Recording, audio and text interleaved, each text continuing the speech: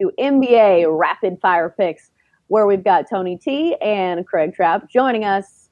All right, let's get right to it. Starting off with the Oklahoma City Thunder and the Milwaukee Bucks. The Bucks, one of the best teams in basketball, especially according to the record, 50-8 on the season, but just 34-24 on the season when it comes to against the spread. Meanwhile, the Thunder have been one of those teams that have really been good against the number, 38-20 against the spread. So this one, the Bucks are favored minus 10.5. The total is 229. Craig, we'll start with you. What's your play?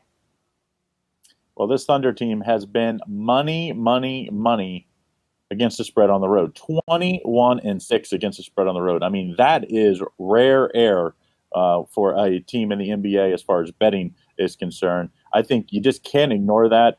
I know the Thunder have been a little banged up, but I still think the Thunder have enough to cover the double digits here. You know, the Bucks continue to have these huge spreads against them, and that's the reason why they're only 17-12 against the spread, but at home, that is. But I like the Thunder here getting all these points. I think they lose, but I think they do cover and keep it within 5 to 7 points here. Just a reminder, don't forget to like and subscribe to our YouTube page and hit the bell if you want notifications every time we post a new video. Yeah, I'm with Craig here. I'll take the Thunder plus a 10.5. You know, they've covered all 8 games in back-to-back spots this season. And of course, as one thing I like about them is they've covered 10 of their past 11 on the road against teams with winning records at home. So they face good teams on the road, and they still cover those games. And they're shooting the ball very well here, looking over their past 5 games, 51% shooting, 42% from 3. Look, I like the Bucks, but I think it's a little too many points here. One thing I like here with OKC, I like Steven Adams. I like the defensive presence he has in the paint with that big wingspan. I'll take the points here with OKC. All right, next up, we've got the Timberwolves at the Magic. The Magic favored at home, and this one -8. The total is 236. Timberwolves 17-40 on the year, 20-35-2 against the spread. Magic 26-32, 25-31-2 against the number. Craig, who do you like? What's the play? Well, this is an ugly versus ugly. You know, Minnesota's just been a very good team this year, and you know, it's hard to lay the 7.5 with a team like the Magic, though, that don't score a lot of points. I just think the Timberwolves, you know, since getting Russell from the Warriors, I think that is a game changer for them. I think it finally gives them 2 guys that play well together, and I think the Wolves do enough to cover this big number. I just think the Magic aren't a good enough offensive team to win at home. So let's take the T-Wolves here plus 7.5. It's not one of my favorite bets on the night, so don't go crazy on this game.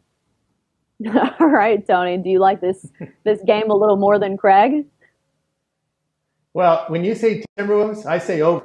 I mean, it's over 236. Remember their big man Karl Anthony Towns is out, so they have really no rim defender. And you saw that game against Dallas. I mean, oh my goodness, it looked like D-leaguers trying to play defense.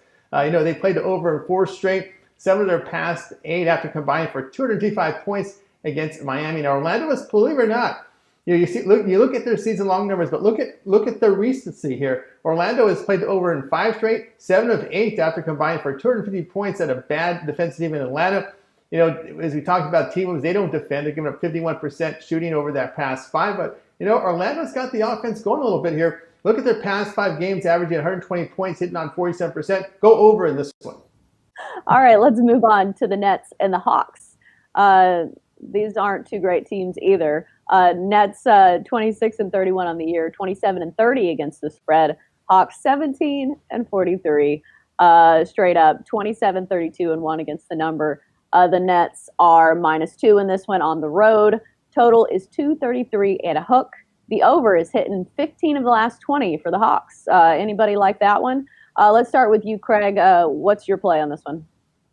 You hit that on the nail on the head. You know, this Hawks defense is like non-existent. I mean, I've seen 5th grade basketball games, teams play better defense than this Hawks team. I know Trae Young is not going to get in the way of anybody, but I mean, it's like he just wants the other team to score so he can get the ball back and go down and jack up another shot. So I think you have to take the over 233.5. You know, I'm surprised how good Brooklyn has been when Kyrie hasn't played. So I'm kind of leaning towards the Nets as well. But to me, I think the much stronger play, just take the over and watch the Hawks' terrible defense give up 120, 125 points again. And this one goes well over the total. Tony T, what do you like on this Nets-Hawks game? Well, you say Hawks, I say over. I mean, that's really what it is. I mean, they sit near the bottom of the league in defensive efficiency. They played the over in 17 of their past 29 at home, and they've given up 124 points or greater in 6 of their past 7. The Nets put up 113 or greater in 2 of 3. Again, you say Hawks, I say over. I'm going to go over the total in this one. And one thing to note: a lot of young players in the leagues, they just don't have the bodies to play defense. If you saw the Grizzlies and Lakers game, you saw that. You saw how they can't. You can't play defense. You can't put a body in front of these guys. You don't have enough muscle around your bones. It's going to hurt. So go over when I hear Hawks. Let's get on to the Kings and the Grizzlies. The Grizzlies -4 at home in this one. Total is 229.5. The Grizzlies have been struggling lately. They've lost 4 in a row. Ja Morant has shown his frustration to the media. It's a team that's frustrated and hoping to get back on the right track. I guess playing at home to a Kings team that's not very good might be the ticket. Craig, who do you like? Yeah, I just think the Grizzlies are going in the wrong direction. This Kings team going in the right direction, 6-3 against the spread and straight up in the last 9. I think this Sacramento Kings wins outright. Well, I'll take the 4 points just because you see so many times in the NBA. It's like baseball that almost all the games seem like they went in and one run. It seems like the NBA, you have tons that end in 2 or 3. So if you give me over that 3, give me that 3.5 or 4, I'm almost always going to take it. I'll take the Kings. I think they win outright, though, in Memphis here. And they won the last meeting outright as home dogs, 129-125. Tony T, what's the play you're eyeing on this game?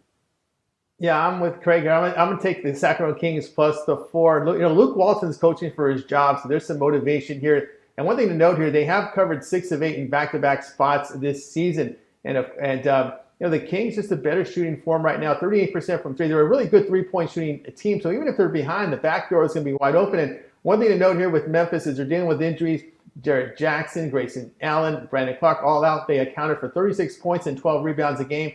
That's a lot here. There's not a lot of depth on this Memphis. Give me the Kings plus the 4. Next up, we've got the Washington Wizards at the Utah Jazz. Jazz favoring this one -10.5. Total is 230. The Wizards, not a great team, 21-36 on the year, but they have covered in some of the recent ones. I know that Bucks Wizards game we talked about last week, that was 137-134. What an over game. I think the total on that one was 240, so that one went way over.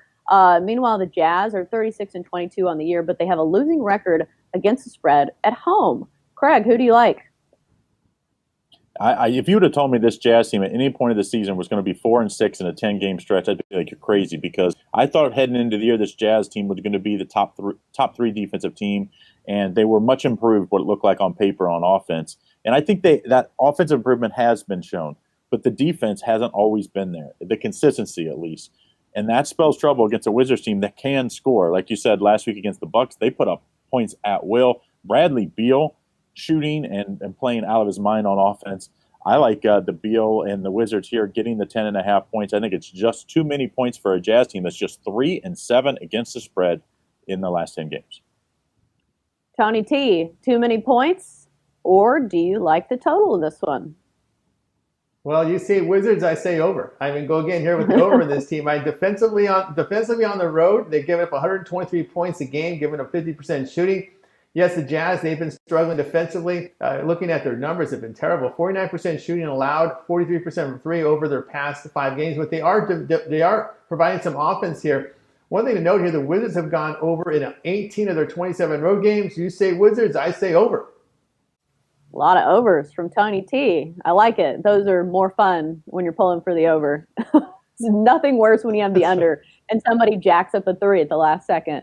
Finally, we've got the Denver Nuggets at the LA Clippers. Clippers -5.5 point favorites at home in this one. 218.5 is the total in this one. Nuggets 40-18 on the year. Clippers 39-19. The under is actually hit for the Clippers 5 of their last 6. The Nuggets won their last meeting in Denver 114-104 as 1-point home dogs. Craig, what's the play? Well, since this Clippers team 2 games back got healthy, they've really been good. And I think you're going to see that continue here. Now, the question is, can they cover this big a spread? Because 5.5 points against a Denver team that actually has percentage points is just a little bit ahead of the Clippers here. That's a lot tougher card, but I think you have to ride the hot hand at this point. I do think the Clippers, they look across, up in the rafters and they see the Lakers, and the big brother syndrome is always there. They want to one-up the Lakers. Of course, Steve Ballmer has brought that to the Clippers and brought them legitimacy, and Kawhi Leonard and George, of course, as well, them coming over this year. I like Doc Rivers and company to keep it going here. I think it's going to be a great game, but I think it's about a 7-point win, so it's going to be right on that number. You're going to have to sweat this one out. Let's take the Clippers minus 5.5. All right, Tony T, what's the play? Yeah, whenever you look at the Clippers, look at that injury report, and you got Beverly Leonard and George playing. That's a clean injury report. I'm with Craig here. You got to take the Clippers laying 5.5. I think that loss to Sacramento Kings was a wake-up call for this team. They realized, hey, we got less than 2 months left in the regular season. We got to get our act together. We got to get our team fine-tuned for the playoffs. I think this is a good test for them here. One thing to note here, Nuggets in recent step-up games dropped a 12-point decision at OKC, lost at home to the Lakers. But one thing to note, look at the Nuggets defense on the road. They're allowing over 46% shooting. We know the Clips, when their heads in the game, they defend. So I'm going to take the Clippers here, laying the 5.5. All right, that wraps up our NBA rapid fire segment.